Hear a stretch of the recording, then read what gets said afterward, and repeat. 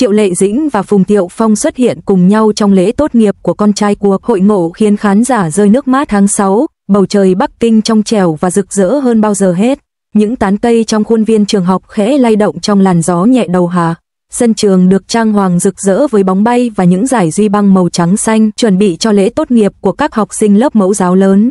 Tưởng tượng con trai của Triệu Lệ Dĩnh và Phùng Thiệu Phong là một trong những học sinh nhỏ tuổi nhất lớp. Cậu bé mặc bộ lễ phục tốt nghiệp nhỏ xinh, đeo cà vạt đỏ, mái tóc được chải gọn gàng, khuôn mặt ngây thơ nhưng ánh mắt sáng rực. Hôm nay là một ngày đặc biệt, không chỉ với cậu bé mà còn với hai người từng là cặp đôi đình đám của làng giải trí Hoa ngữ. Sau nhiều năm tránh mặt nhau trước công chúng, Triệu Lệ Dĩnh và Phùng Thiệu Phong cuối cùng cũng cùng xuất hiện tại một nơi vì con trai của họ. Buổi lễ bắt đầu lúc 9 giờ sáng, Phùng Thiệu Phong là người đến trước, anh mặc vest xám, gương mặt vẫn giữ vẻ lịch thiệp thường thấy.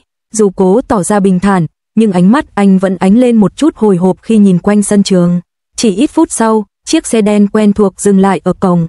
Triệu Lệ Dĩnh bước xuống, mặc váy trắng tinh khôi, mái tóc buộc thấp. Cô không trang điểm quá đậm, chỉ phớt nhẹ chút son môi, nhưng trông vẫn xinh đẹp, dịu dàng như thuở nào. Giây phút ánh mắt họ chạm nhau, cả hai đều im lặng.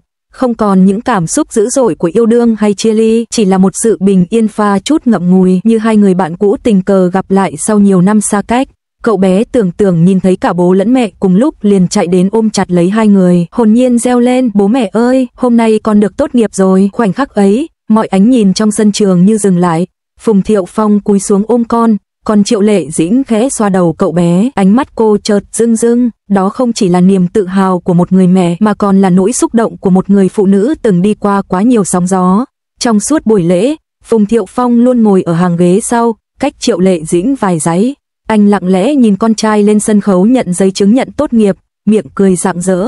Một người bạn cùng lớp của Tưởng kể lại sau buổi lễ rằng chú ấy cứ nhìn cô ấy mãi, nhất là khi cô Triệu Lệ Dĩnh cầm mic phát biểu thay mặt phụ huynh. Chú ấy nhìn cô bằng ánh mắt rất lạ, vừa tự hào, vừa thương, vừa buồn. Thật vậy, khi Triệu Lệ Dĩnh bước lên sân khấu để chia sẻ cảm nghĩ, cô nói, làm cha mẹ, điều quan trọng nhất không phải là ở cùng con mỗi ngày, mà là cho con cảm giác được yêu thương dù ở bất cứ nơi đâu. Câu nói ấy khiến Phùng Thiệu Phong khẽ cúi đầu, một nụ cười thoáng qua, nhưng trong đôi mắt anh là sự day dứt khôn nguôi. Có lẽ anh hiểu rằng, giữa họ tình yêu đã từng sâu đậm, chỉ tiếc là thời điểm yêu thương và thời điểm trưởng thành không đến cùng một lúc. Sau phần phát biểu, sân khấu bật bài hát Cảm ơn bố mẹ. Những đứa trẻ cùng nhau cất giọng non nớt, trong đó có Tưởng. Cậu bé đứng giữa hàng đầu, tay cầm micro, đôi mắt sáng lấp lánh khi nhìn về phía khán đài nơi bố và mẹ đang cùng dõi theo mình. Khi hát đến câu, bố mẹ là bến đỗ yêu thương của đời con, cậu bé bất ngờ giơ tay tạo hình trái tim hướng về phía họ. Cả hội trường ồ lên, nhiều phụ huynh rơi nước mắt và trong đó có Triệu Lệ Dĩnh. Cô khẽ lau giọt nước mắt nơi khóe mi, trong khi Phùng Thiệu Phong chỉ biết ngồi im, bàn tay siết chặt, ánh mắt anh rưng rưng, miệng khẽ mấp máy như muốn nói điều gì.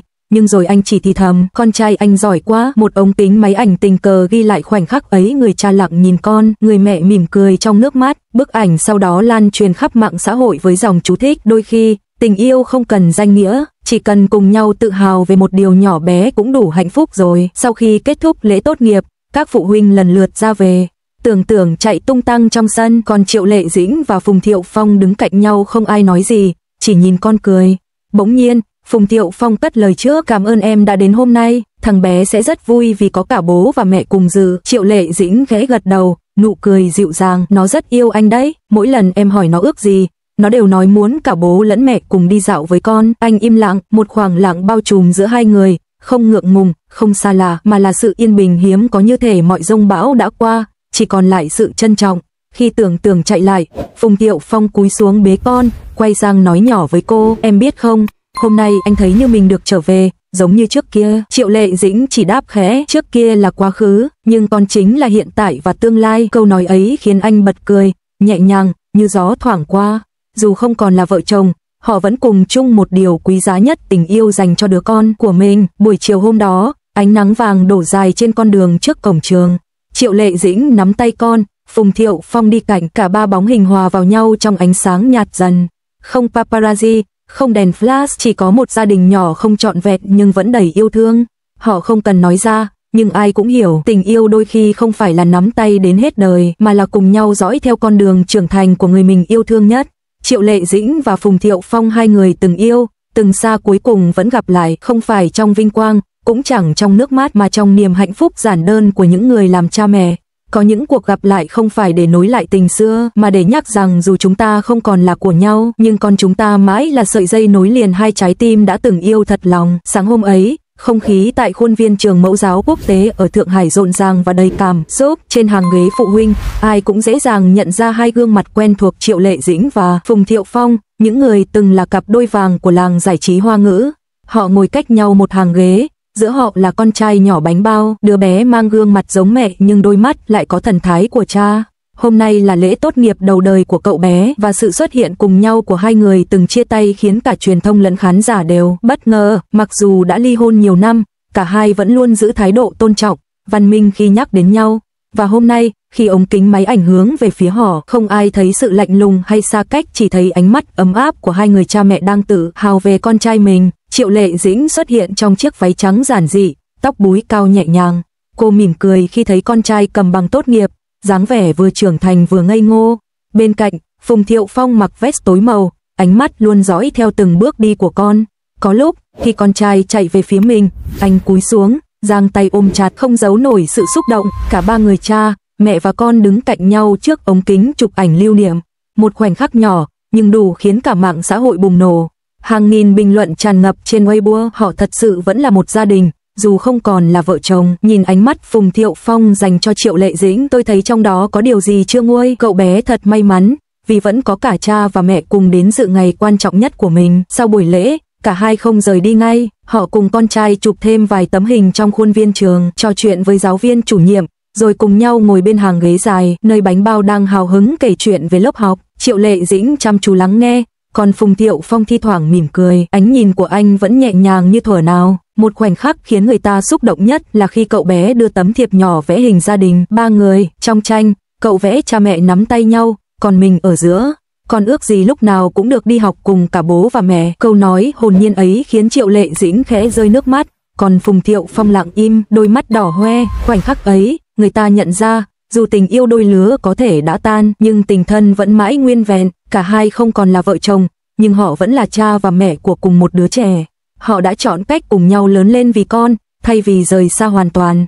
Sau buổi lễ, một số người chứng kiến kể lại rằng Triệu Lệ Dĩnh và Phùng Thiệu Phong cùng đưa con ra xe, cả ba cùng đi ăn trưa ở một nhà hàng gần đó. Không khí giữa họ không hề gượng gạo, ngược lại, tràn đầy sự bình yên, nhẹ nhàng. Phùng Thiệu Phong vẫn tỏ ra chu đáo, rót nước cho Triệu Lệ Dĩnh, còn cô thì mỉm cười cảm ơn.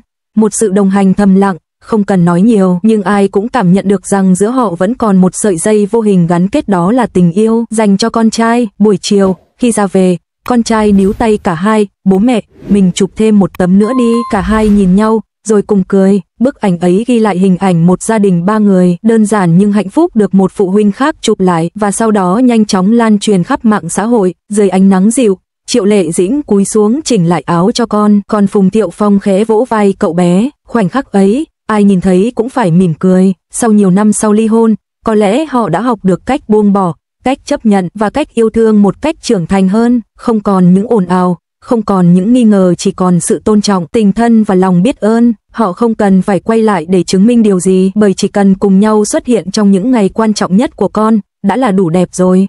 Có người nói, yêu không nhất thiết phải nắm tay đến cuối, chỉ cần khi buông ra vẫn mỉm cười vì những ký ức đẹp đã có. Có lẽ, với Triệu Lệ Dĩnh và Phùng Thiệu Phong, đó chính là minh chứng rõ ràng nhất. Khi xe rời khỏi cổng trường, cậu bé vẫy tay chào cô giáo, còn hai người lớn ngồi hai bên, lặng im mà bình yên. Triệu Lệ Dĩnh nghiêng đầu nhìn ra cửa sổ, nụ cười nhẹ xuất hiện nơi khóe môi. Có lẽ, trong lòng cô, mọi hận thù, mọi tổn thương năm xưa đều đã hóa thành gió, chỉ còn lại niềm tự hào về đứa con bé nhỏ kết tinh đẹp nhất của một mối tình đã qua. Và ở khoảnh khắc ấy, giữa dòng người hối hả, hình ảnh của ba người họ bình dị, ấm áp vẫn khiến người ta tin rằng tình yêu có thể thay đổi, nhưng gia đình dù đã khác đi vẫn mãi là nơi trái tim tìm về.